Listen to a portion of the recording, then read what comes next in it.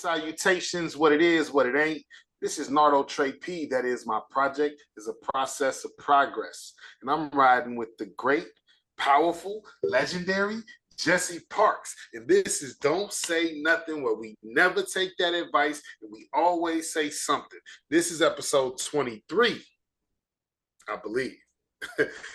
Jesse, what's your work looking like? And actually, it is episode 23, to say the least. Yeah. I know you had some shit going on though, man. You had some legendary shit going on, and yeah. So by the time this episode gets aired, I'll be able to disclose exactly what's going on. So I am okay. Go ahead and say Okay. Ooh, secret. So today's Sunday night, going into Sunday morning. With that being said, right. I am going to be playing at Soldier Field tomorrow. I got the itinerary and I got where to go in terms of parking and what to expect and, playing and all that stuff too. So This is going to be a good look on my resume, and I will be able to have that. So when I do, and I want to build a portfolio. So with that being said, that's just a brief, just to sum it up in a few things, that's kind of what it is. Mm-hmm. But what about you? How you looking on your end? What's your work looking like? It's going good. It's going good. I got a lot of life changes coming up, but I'll let y'all know more in due time. But hint, me and Jesse will probably be doing this in the same place sooner than later. But besides that, man, I just been working. I got my girls with me, man. I got my daughters out here with me. I got them for a month, summertime fun. So gotta be loving that. And then just getting more work, you know what I'm saying? Work for hire on this writing shit. You know what I'm saying? I ain't gonna say too much, but all I'm gonna say is, man, people got look, man. When it comes to this music shit, man, I still could do this shit. I still do this shit. But you got to pay me, boy. They got to pay me, boy. They got to pay me, boy. I don't do this shit for free no more. Oh, and one more thing though. I ain't even tell you, Jesse. And I don't know the details. I don't know what happened. But a big rest in peace to a real solid dude that helped me out a lot in my music journey since I've been out here in LA. Shout out to Young Baka, man. If y'all done music out here in LA, yeah, Young Baka, I said shout out, but rest in peace. Yeah, Young Baka passed. I feel like a couple of days ago, man. That was a real solid dude, man. That was a real solid dude.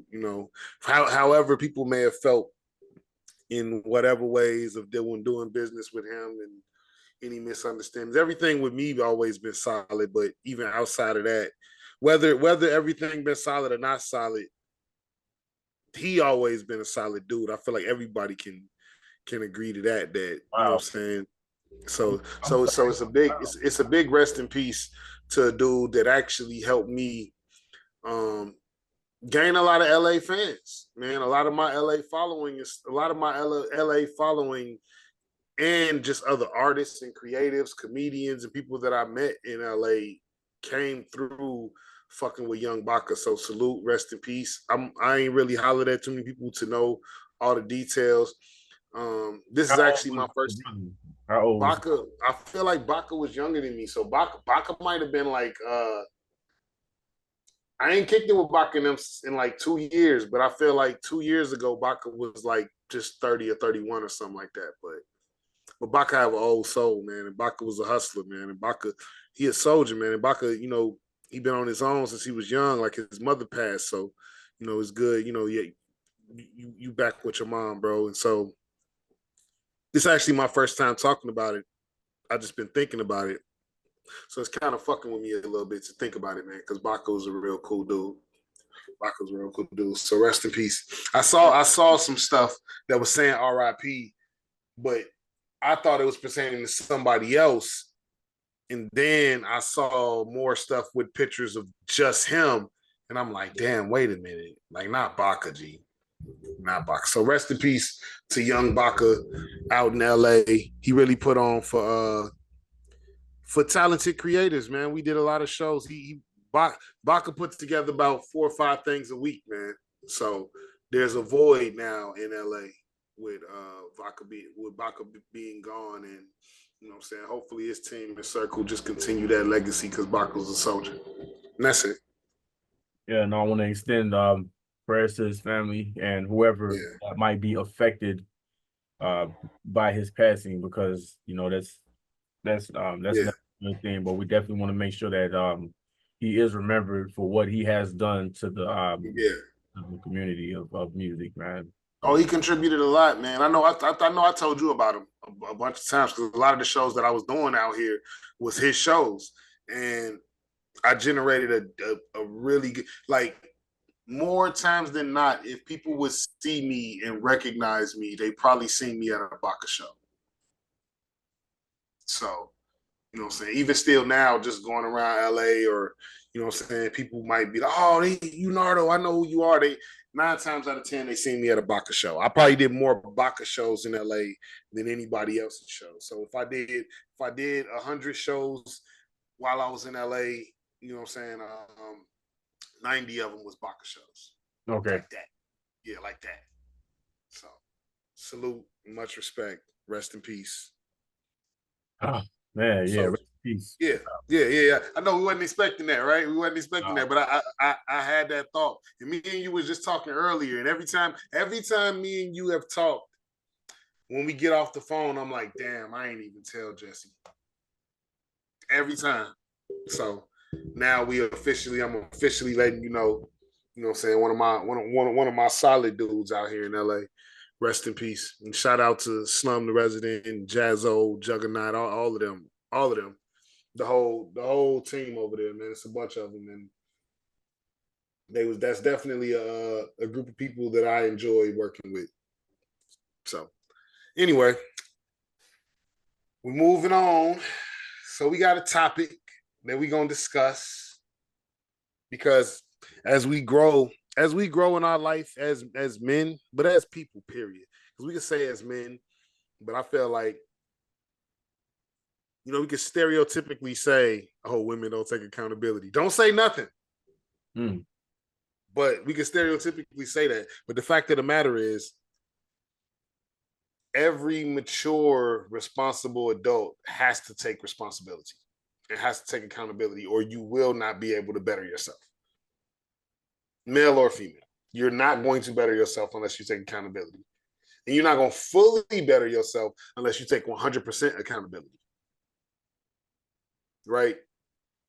So we've been dealing with these things. So Jesse, what's do you want to go into um, your situation that happened? I can actually so throughout this entire season, and when I say season, I want to go ahead and just count a season as it doesn't necessarily have to be a spring, fall, winter, or summer dynamic. Oh yeah, But no, to be completely honest, bro, some people's winters last for years. for You know, sure. and I personally feel like God puts us through seasons that way He can teach us the lesson before He gives us the blessing. And I Mm-hmm. personally feel like a lot of the things that I felt like I was ready for, I was not spiritually ready to receive, because there were lessons that God was trying to show me. Not and I'm not really the type of person that just be putting stuff on God, but I definitely feel like in my spirit, God was really trying to tell me to be impeccable with my word before He even allows whatever the blessings are to come into my life. I think that's how it works. So over the past several months, no matter what, for some reason there was, we all have turbulence. There's things that we want that we don't get, and there's things that we try to go after, and um, it's in His will, it's in God's will to allow that to happen or not. So over the past several weeks to a month, maybe even longer than a month, it's been put on my spirit to be impeccable with my word, because that's one of the more solid of the four agreements. I don't know how you feel about that one, but all of them are as equal. But it's ancient Mm-hmm. Toltec wisdom. But being impeccable with your word is so powerful that you have to be able to watch what you say, because life and death are in the power of the tongue. And with that being said, there were a few things that took place with my mom and me, and she had to say the least, she had to check me. She had to She put me in my treated the place. shit out of your ass uh, as a grown ass man, like She you was a humbled me. fucking teenager. She humbled me because in the world I'm Jesse Parks, okay, and that doesn't mean anything when you grow up in a That's why household family's where dope. your parents were born in the 40s. My mom was born, both of my parents, they were born in the 1940s, and many things have changed since she was in she was my age. You get what I'm saying? But a Mm-hmm. lot of the principles still stand the test of time. One of those principles is being able to mean what you say what you mean. Mm-hmm. Along with that comes doing what you say, because if not, then whatever you say, no matter how well intended you say it, it's going to return null and void if whatever you say doesn't materialize, because you have the power over what you do after you say it. You get what I'm Mm-hmm. saying? So, Yeah. um, When it comes to that, when it comes to the being impeccable with your words and doing what you say, I feel like a lot of times we take that and we make that like difficult, but it really don't have to be difficult. I think if we're more honest with ourselves and more honest in general, it becomes a lot easier. I feel like yeah, if we don't like when I read the book The Four Agreements and I came on the being impeccable with your word, one thing I'm long winded and I talk a lot. So a lot of times when I talk a lot, I feel like I overshare, which is why for the most part I really only talk to people that's close to me. That way I'll share as much and I'm gonna still feel like I overshared, but it's like it was Jesse. You know what I'm saying? Like it was Jesse. So it's okay, right? yeah. Oh, so But back to the detail of what mm-hmm, took place between my mother and I, and it was mm-hmm, something small that could have easily been overlooked.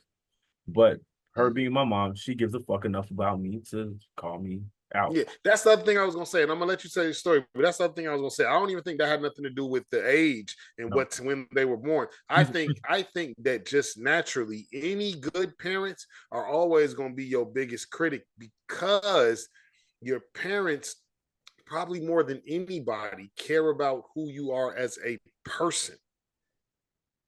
So who you are as a person, meaning how reliable are you? How responsible are you? How all that type of shit. So even like as we out there chasing our dreams and shit, I'm chasing my dream to be an artist, but my mother's like, but can you pay your bills?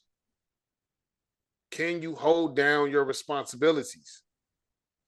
I think that that's what overall, a lot of times we'll feel like our parents, especially old school parents, don't understand what we're going through and don't and I think the message overall is it doesn't matter. Are you becoming a good, responsible, respectable person? Because I think that's what they want for us more than anything. yeah, and over the Go years. ahead and tell what happened. My bad, I cut you off. No, you're good. So actually, so it was small, but the principle itself was big. That being said, I told my mother that I was supposed to be showing up at a certain time. Although there were no real consequences in me not showing up at said time, when I got there, um, I got a good old chastisement, because of course I'm too old to be getting whooped.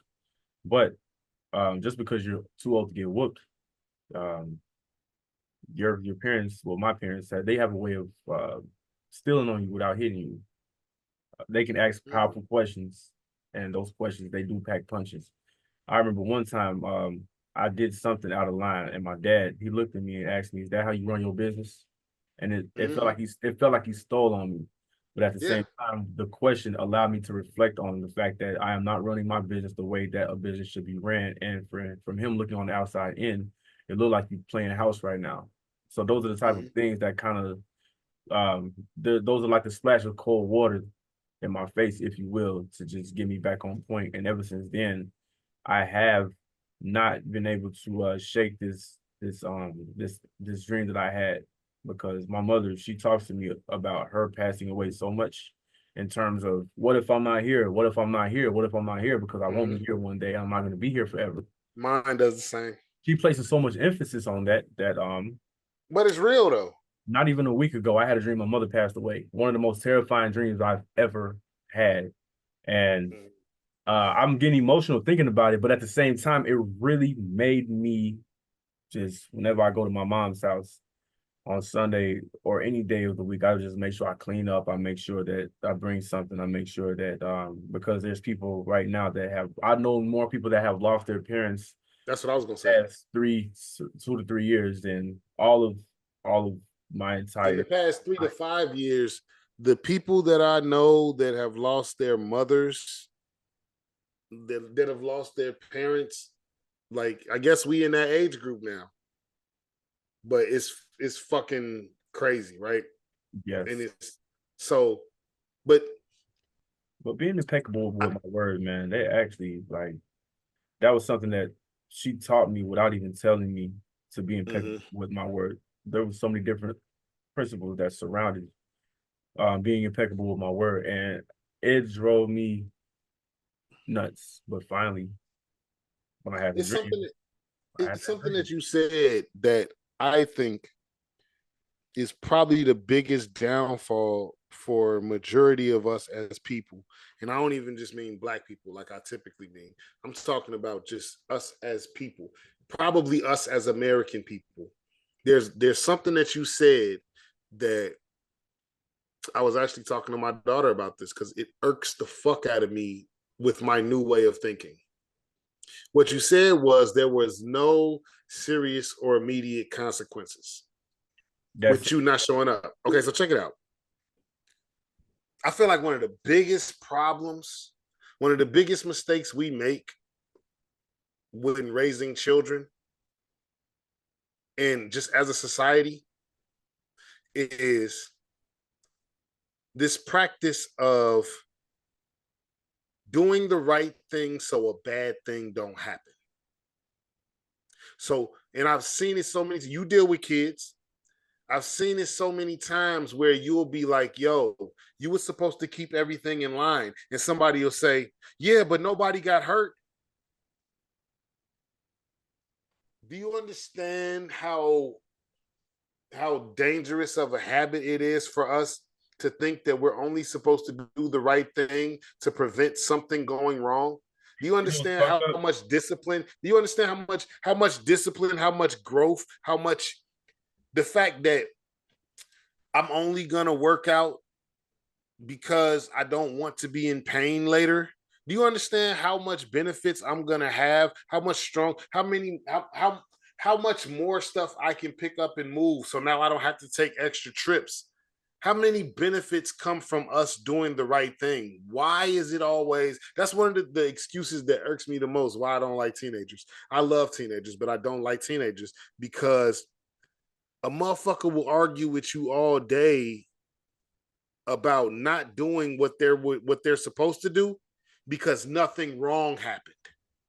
Something wrong did happen.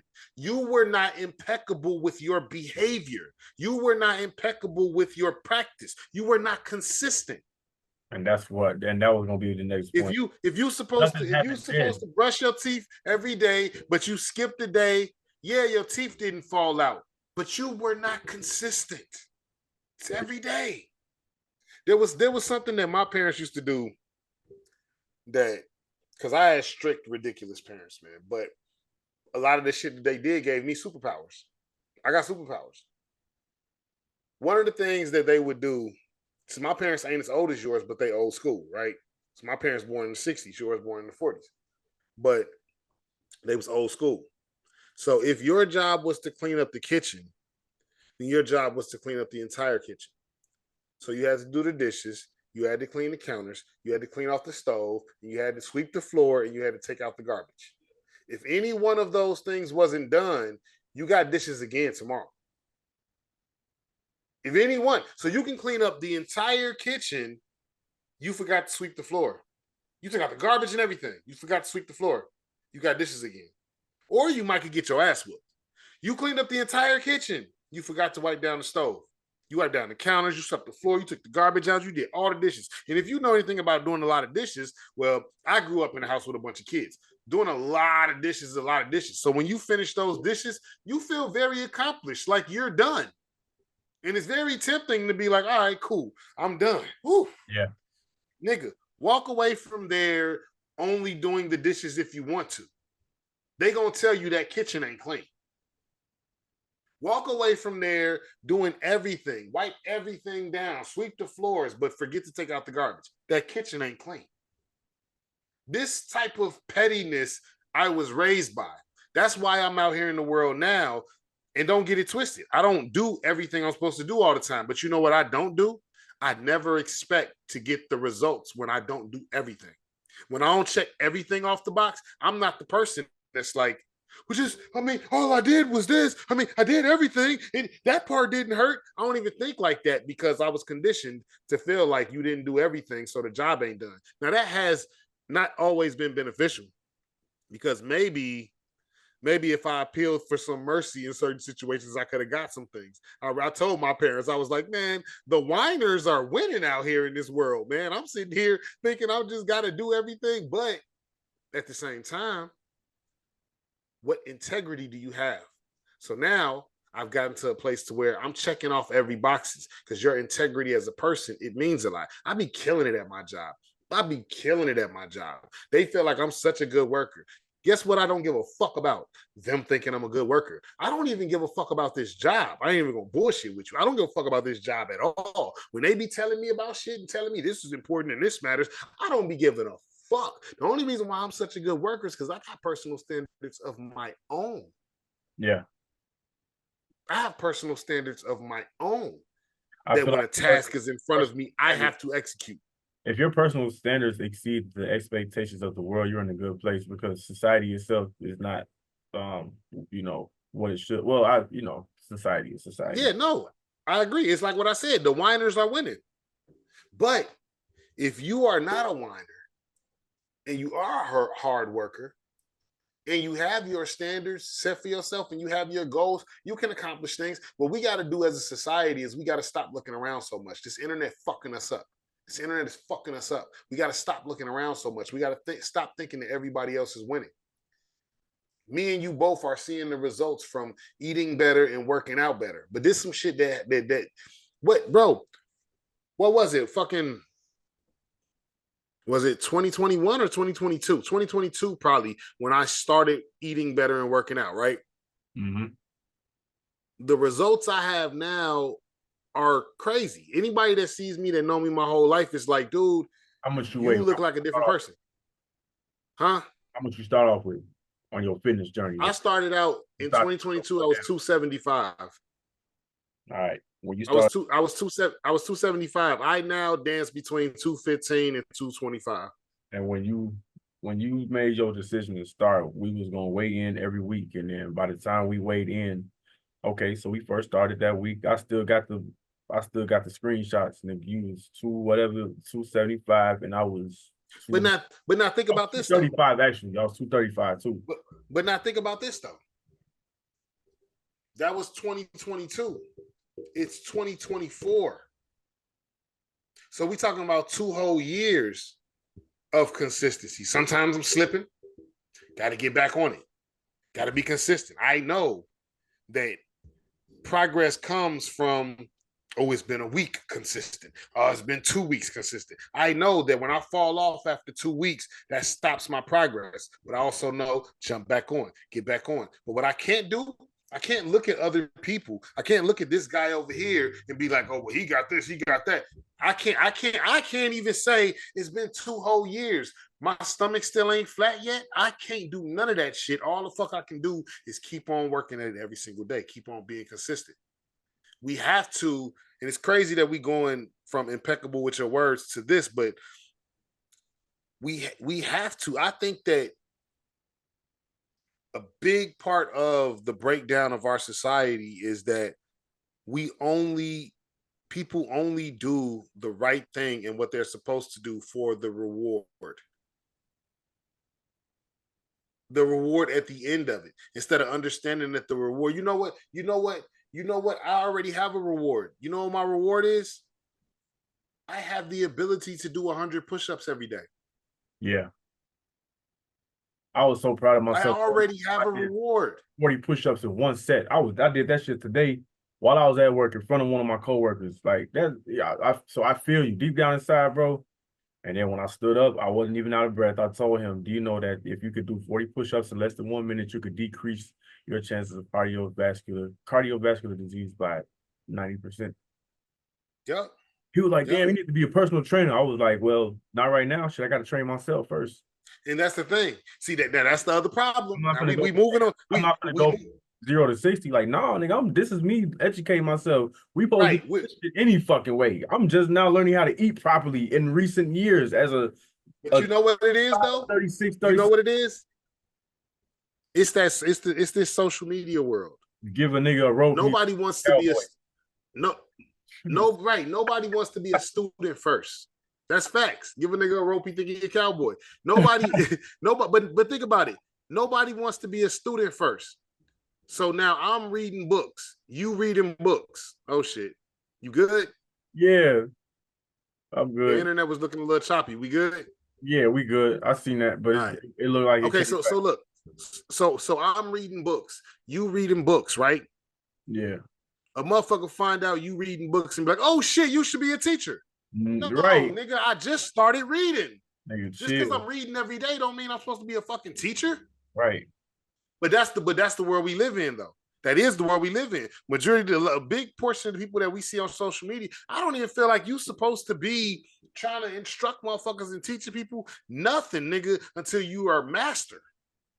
Yes. Now you can give game, you can help out with people, we can grow together. But if you ain't no master, nigga, who the fuck you teaching?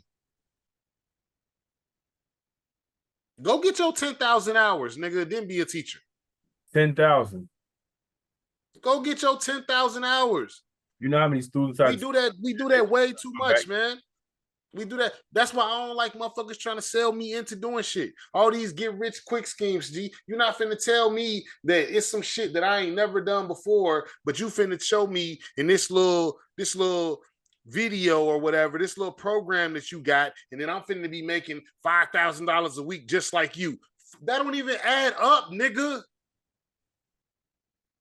It don't add up. You're not finna tell me, bro, that I'm gonna not know how to do something at all, and in 2 weeks I'm gonna be able to make top dollar doing it. I don't care if a motherfucker say it will work. That's not the way the universe works, my nigga. Yeah. So the concept it's not gratification. Delayed gratification is probably one of the most useful indicators of delayed gratification is the way the world works. It's the way the world works. Literally everything that you see that has the biggest impact. You know what delayed gratification looks like? The motherfucking Grand Canyon. You know how long it took to make that shit? That shit ain't happen over that shit ain't even happen over 100 years. That shit happened over millions of years. That's what delayed gratification looks like. Motherfuckers want the Grand Canyon today. Motherfuckers want to go from flatland to the Grand Canyon. Fuck is wrong with you? Yep. So that ain't how it works. With that being said, you have to know what season you have to plant in the spring. Like, don't wait winter time when you are harvest, like reaping.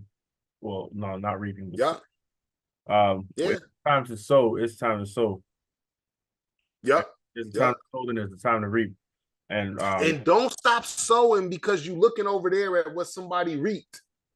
Yeah. It's time to sow. Shut the fuck up and sow. And guess what? Sometimes, guess what? There's a time. There's a time to sow. There's a time for harvest. Guess what? Them motherfuckers ain't even right next to each other. There's a whole time period between that you just gotta water and feed and all that and see nothing. And you're gonna have to water and feed before you even see a sprout. And guess what? You can't eat the sprout when you see the sprout, nigga. That's just a sign that you keep might on feeding it and taking care of it every day. Maybe if you continue to nurture this plant, Like, do you know that the people around me, there's a strong possibility that they can suffer if I don't sell. If I don't sell these beats and if I don't continue to get studio time and I don't continue to get these guitar lessons, um, I don't have the luxury of clapping because I wipe my own ass. Because these are things that Yeah. I've been doing on a consistent basis. And when I don't step up to the plate and sell the beat that needs to be sold or get the studio time or make sure that the artist walks away satisfied, I'm running the risk of losing that client, and that can alter So my, this, so you get what I'm saying? So this is what I'm gonna say to because I agree with you. But this to me, this is the remedy for all of that, right? This is what I'm gonna say to wrap up being impeccable with your word. Because we ain't gonna keep y'all too long today. This is what I'm gonna say to wrap up being impeccable with your word. This is the easy fix for being impeccable with your word. Become honest with yourself and become very comfortable giving people bad news and telling uncomfortable truths about yourself.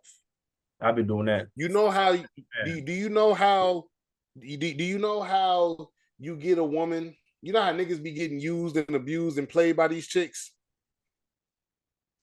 Do you know? As a matter of fact, I just saw a video where a guy was saying this. He was like, if you are looking for a woman that you want to spend your life with, if you're looking for a real significant other, he said, make your dates as boring as your life is. If on the regular, you just go to a regular ass little restaurant and order your wings, take her to a regular ass restaurant and order your wings. Don't take her out nowhere flashy all the fucking time because that's not what your life is. You set the standard for what people expect of you. If she don't want to sit here and be bored with you, then she can move around because Yes. you're looking for your partner. So now taking it from a relationship to making it about life, your clients, right? Mm-hmm. Me, your business partner, right? If me and you got an appointment and you can't make the appointment, as soon as you find out you can't make the appointment, tell me. As Yes. soon as you find out you can't make the appointment, tell me. If you can do something to fix it, because a lot of times what people will do is, I found out I can't make it, but I'm going to try to do something that'll make me be able to make it. And now I'm scrambling, trying to do that, right? Because I want to be a man of my word, right? A person will always be happier. This is what I say all the time. If I expect for you to show up at 3 o'clock, right? You told me you was gonna be there at 3, right? But you called me tonight. Tomorrow you supposed to meet me at 3 o'clock. You called me tonight and say, "Dang, something happened. I might not be able to make it at 3." Shit, let's reset it for 3:30. I'm gonna try the 3, but I don't know. It ain't looking good. I'm gonna be like, okay, it probably ain't gonna be till 3:30. If you show up at 3, if you go juggle the world and show up at 3, you know how happy I'm gonna be? Oh, cool, shit, we good. All right, cool, we can do it. Mm-hmm. If you don't tell me nothing and you juggle the world and you stress and you damn near die and you cry and you crawl across the finish line and make it at 3, you're gonna be half dead, and I'm gonna be like, what? It's 3, like you said. And worse, if you scramble across the finish line and you make it and it's 3:05, I'm gonna be like, damn, nigga, you said 3, G, you had me waiting for 5 minutes. Mm-hmm. But if you called me last night and said, G, it might be 3:30, but you make it at 3:05, I'm gonna be like, damn, G, you made, we good. We good. Communication is everything. Yeah. Communication is everything. You know what I'm saying? A lot of times, we as men, especially, we be afraid to say what I said was gonna happen ain't gonna happen. I don't want to let people down. That's me. But guess what? The time for it to happen didn't even come yet. So you can change the expectation. We got to be honest with ourselves. We got to be honest about how much time we got. We got to be honest about what we can do. We got to allow time for us to rest. rest. We got to allow time for us to cry. We got to allow time for us to be weak. If you give yourself all that fucking cushion, you ain't never going to be late nowhere. You ain't never going to be late nowhere. You ain't never going to come up short. Because I told you I was going to give you 5, right? I told you I was going to give you 5 today. You know why? Because I had 20 coming yesterday. Not because I had 5 coming today. I had 20 coming yesterday. That's why I told you today I'm going to give you 5. Mm-hmm. That's how I've been able to become impeccable with my word. I underpromise and overdeliver. Because I tell you that I'm coming with 5 because I got 20. I ain't telling you I'm coming with 5 when all I got is 5. I ain't doing that. If all I got is 5, I'm going to tell you I'm coming with $1. Because it's all about the mind. It's all about what you tell a person. You know what I'm saying? So same thing going back to a woman. If I tell a woman all I got is $1 and I bring her 5, she like, damn, she gonna be grateful for that 5. But you over there flexing like you got 100. Now all you got is a dub. She looking like broke ass nigga. She impressed with my 5 though, because I told her all I had was 1. Yeah. In my opinion, that is the cheat code to being impeccable with your word. Never promise. I don't even promise what I can do. I promise over what I can do. Sometimes I have to promise at what I can do. But you know what I do then? Everything else got to move out the way for what I said I'm going to do. Yeah. Everything else has to move out the way for what I said I'm going to do. It has to.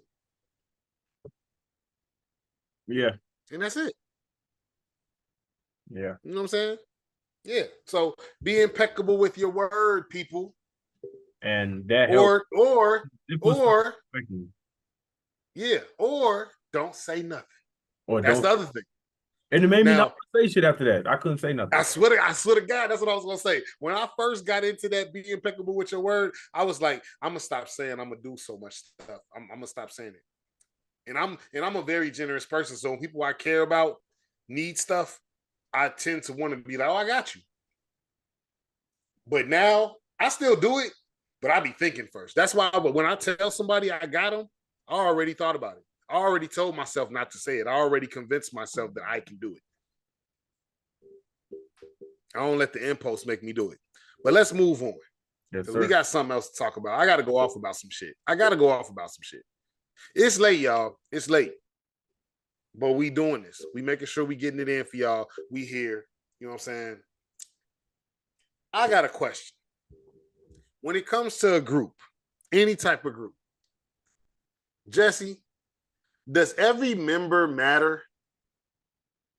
Do you think every member matters in a group? Yeah. Every member. Nigga was I think for the most part, unless you the Temptations, and you could just replace them niggas. David Ruffin. Them niggas replaced David Ruffin, my G, with Dennis Edwards. That and he was solid, nigga. He was solid, nigga. But I asked the question because I'm feeling some type of way. Y'all don't know this about me, but y'all about to find out.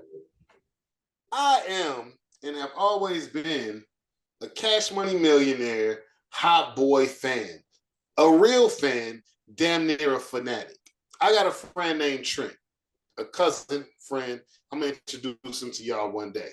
Me and Trent are both fanatics. Since we have been 14, matter of fact, when we first started rapping, we was in a group called the Baller Boys, and we made videos where we had 3 or 4 different chains on, all from the beauty supply store, a bunch of watches. We were hot boys, nigga. We had bandanas.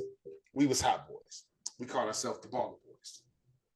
We made like 3-4 albums. This before I even made it to Jesse's house. By the time I was like 12, we had a whole Baller Records catalog. Child's play, right? I'm flexing a little bit. I'm flexing. But I'm saying, y'all cannot imagine how much I fucking love the Hot Boys. I still listen to every Hot Boy album, all 3 of them, every year. Ridiculous, like religious. Get It How You Live, Guerrilla Warfare, Let 'Em Burn. Get It How You Live, one of my all-time favorite albums of all time. I'm just giving y'all the groundwork, okay? The group broke up in like 2001. And They've had moments of being back around each other and stuff like that, but niggas was always in jail. Turk was in jail for a good eight years or some shit like that. Then BG been in jail for 12 years. BG just got out. So those of us Cash Money fans, we ready. We finally finna get our fucking reunion. All right. Just like I went to that Kendrick concert, there's only one other concert that I gotta go to. Hot Boy Reunion. But there's one monkey in the wrench, or there's one monkey wrench in the cog, in the machine. There's a problem. There's one fucking problem, Jesse. For some reason that he won't even fucking explain. I'm about to go in on him. So let me say that over the last couple of years, BG has become my favorite hot boy. Just in me going back and listening to the albums. When I was growing up, it was always Wayne, but Juvenile is fucking flawless, but BG has become my favorite. I was happy when he got out of jail. But he made me feel some type of way because he been dissing Turk since he been out of jail. Claimed Turk did something, said something. The shit get deep. Years ago, a couple of years ago, Turk, no more than anybody else in the world has been screaming free BG, free BG, free BG. I swear to God, nobody has said free BG more than Turk. Then Turk was on that manifestation shit, and he started saying BG free. One night he said BG free, and the internet went crazy, and everybody was like, "It's BG free? It's BG free? It's BG free?" And then he had to get online and explain what he was doing. He was doing, manifestation. I'm gonna say Impeccable BG with his words, right? Right. I saw BG Sons because I followed him too. I'm a fan, nigga. I follow Juvenile Son. All these niggas rap. I'm a fan for real, okay? BG Sons wasn't feeling that. This is from my perspective. They start saying that nigga was clout chasing, all that type of shit. Baby ain't been fucking with Turk ever since Turk been doing interviews and telling his story. Baby don't like what he did on Drink Champs. He was saying that the watches was fake back in the day, all that type of shit. Baby don't like that shit because them niggas got to keep their image. Whatever. I feel like Turk has made a real good career for himself, especially as the least popular member of a platinum group who don't really have no hit smashes himself, and none of these niggas tried to put him on. Motherfuckers like to use Turk name. Like, using Turk name is like how you show that you really know what's up. So plenty of rappers, and I'm sure you know, plenty of rappers over the years have been like, I'm a hot boy like Turk. Like, that's the cool bar. Yeah. I'm a hot boy like Turk, because it shows you know what you're talking about, right? That's why he was kind of going in on Rick Ross when he first got out.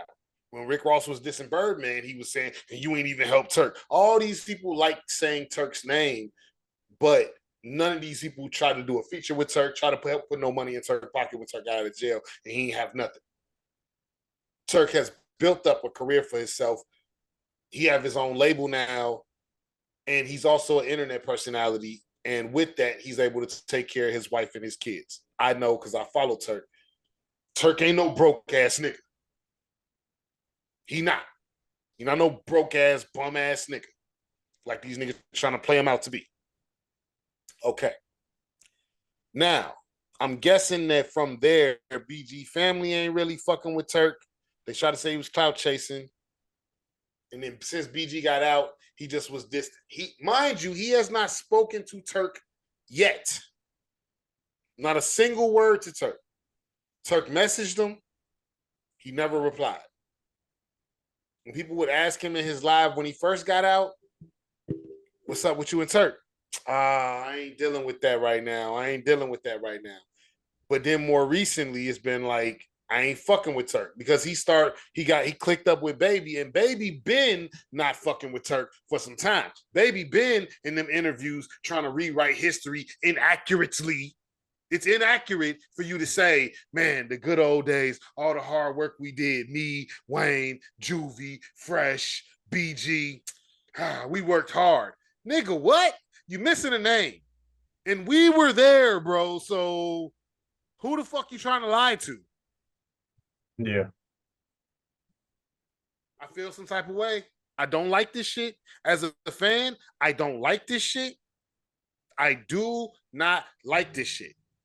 I'm just being honest. I already told Trent we taking a stance. If these motherfuckers dare call themselves going on tour and calling it some hot boy shit without Turk, I'm not buying no motherfucking ticket. And that's y'all fault. And I'm disappointed in y'all. And I'm disappointed because the motherfucker done waited like 20-something years for you niggas to give me the reunion. I'm a real fucking fan for real, for real. And hey, I know this shit ain't popping and y'all don't see this everywhere, but BG, it ain't hot boys without Turk. I seen the motherfucking interviews. This nigga talking about some, oh, shit, we could do it. Me, Juvie, Wayne. Why? Because y'all niggas is big. First of all, you don't want to start talking that who's big and who's not because you ain't Juvenile or Wayne, nigga. You need to be putting respect on Turk because you really just a couple of levels over him. There's a big gap between you and them other two niggas. Yeah. For real, for real. You only a step up from being an underground legend your damn self. Man. Just one. You don't got no platinum solo song. Your biggest song is Bling Bling. I ain't even know that was on your album in real time. That's a Cash Money Millionaire song. Your solo single off that is Cash Money is an Army. That's a hip-hop classic, but that ain't no fucking platinum smash. That album is not platinum with Cash Money is an Army. It's platinum because of Bling Bling.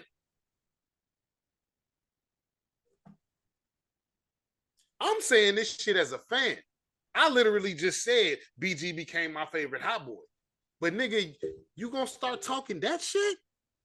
You gonna start talking that Turk too small? He ain't got his weight up, nigga. The fuck? I don't like it. I don't like it. And then the nigga said, and I'm gonna wrap up because I could talk about this shit for hours.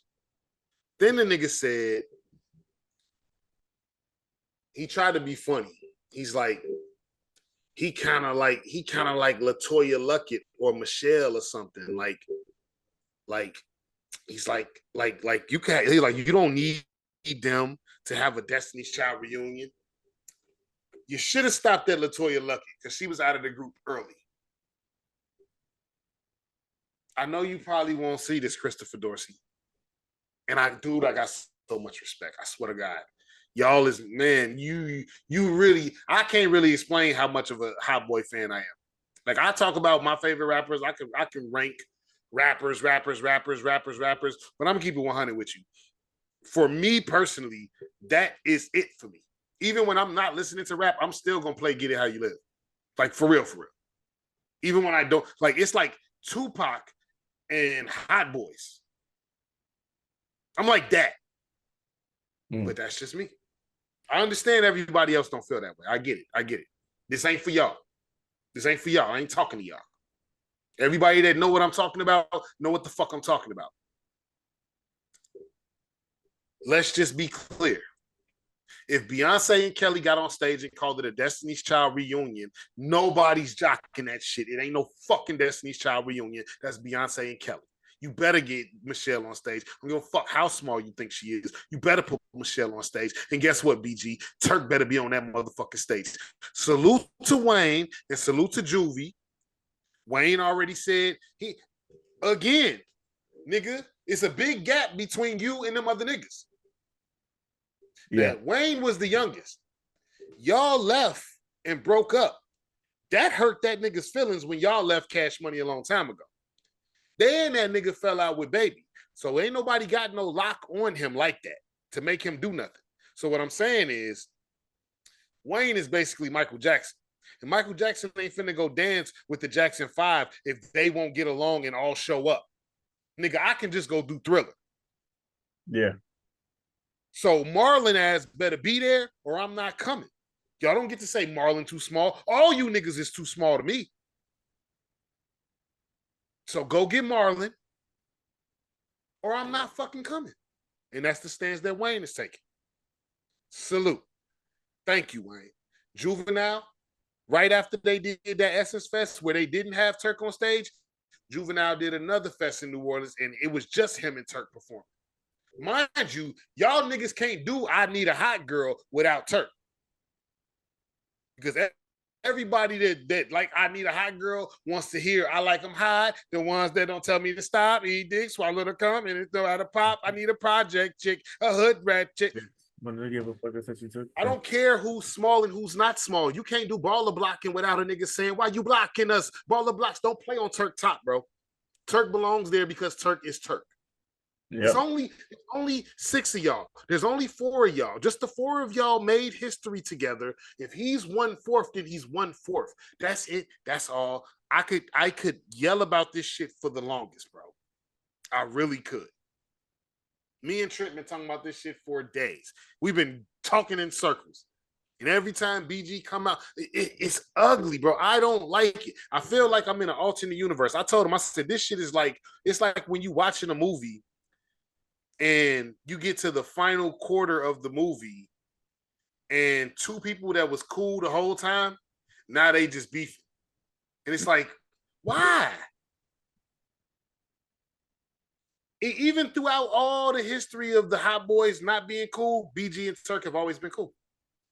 They've always been cool. When Turk was in jail, BG never did an interview without saying, and free Turk, and shout out Turk. And when BG was in jail, Turk never did an interview without saying free BG. Shout. When they performed at LeBron James' birthday, because LeBron James wanted the Hot Boys to perform at his birthday, it was Wayne, Juvie, and Turk.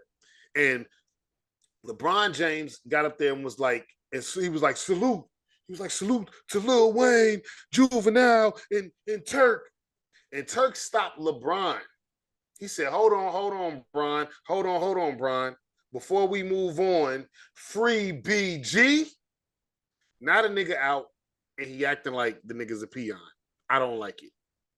I love you, BG, but for right now, fuck you so you get your mind right. Yeah, something happened. Yeah, something happened. A lot of little shit happened, but honestly, I also watch a lot of prison content. And I think that shit. I think I kind of know where you're going. But hopefully that ain't where you're going. I'm not going there. I'm not going there. Where I'm going is when people are locked up for a long time and then they come out, they have a time period that I forgot what they call, but it's a readjustment time period. And in that time period, what a lot of them say, they like, it's hard on your family, it's hard on people around you because you still be on prison time. You still be thinking prison time. You still be moving prison time. So you still doing stuff that don't really make sense. It makes sense behind the walls. Okay. So what I'm saying is maybe behind them walls, if you feel like a nigga said something wrong, then it's fuck that nigga. Oh. We not behind them walls though, BG. Call that nigga and talk to that nigga, bro. That's your brother, bro. Call that nigga and talk to that nigga. He has to re-assimilate himself. Yeah, exactly. Okay. I think we'll blow over. I feel like I hope it blows over. I feel like, well, I can't even say, but I feel like what's sad about it is that Turk, because last year Turk was going crazy right back at BG. He's managed now. He understands. He gotta stay cool. But it's like BG and Baby are bullying him. That's what me and Trent feel like. BG and Baby are bullying him because they can get on interviews and keep telling the story and Xing out his name, running down the whole, oh yeah, Manny Fresh and Slim and all us, and saying all these names and not saying Turk's name. They keep doing it. They keep doing that. They keep, when people ask, they be like, man, I mean, he doing whatever he doing. He, you know what I'm saying? He got to stay over there. They acting like that with him. But if he dares say something about him, then it's like, you need to shut up. That's why we can't fuck with you because you talk too much. That's their whole thing. We can't fuck with you because you talk too much. But they dissing this nigga every opportunity they get. And he can't throw it back because they're going to use that against him. So he got to stay mature. He got to stay, you know what I'm saying? He got to stay prayed up. You know what I'm saying? He turned his life over to God. He's 16 years clean. Salute to him, you know what I'm saying? Because all them niggas was drugging and thugging back in the day. He's 16 years clean. But you know, them niggas from the projects and shit, it'd be hard for a nigga to take disrespect and not jump on the internet and start saying, fuck you, bitch ass niggas, what up, fuck you, you know what I'm saying, all that type of shit, which he done. If he does that, then that kind of makes it more of a reason why we won't ever get the real reunion. So now he can't do that. So then now he got to let these niggas disrespect him. That's fucked up. I don't like that. I don't like that. Shame on them. And shame on Baby too. Shame on Baby. You ain't, that's not being a leader. You're not being a leader. You're making division, creating division, and adding division. Whatever you think Turk did, that's not being a leader, bro. You're supposed to be the leader. Mm-hmm. You're supposed to be the Hot Boys is your group. You ain't in the Hot Boys. That's your group. It's your job to get them together. And if you got BG thinking that y'all can go have a Hot Boy tour without Turk, stop lying to him and stop lying to yourself.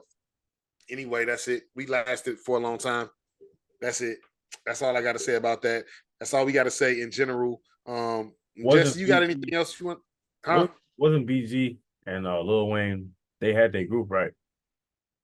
The BGs? The BGs? That's what they were first. The only thing that I would say about that before we wrap that up was the fact that BG might be, in his mind, he a little bit higher because of that. And he probably thinks that he's of high value to Baby. And I think Baby is and I feel like that's where a part of his delusion comes from.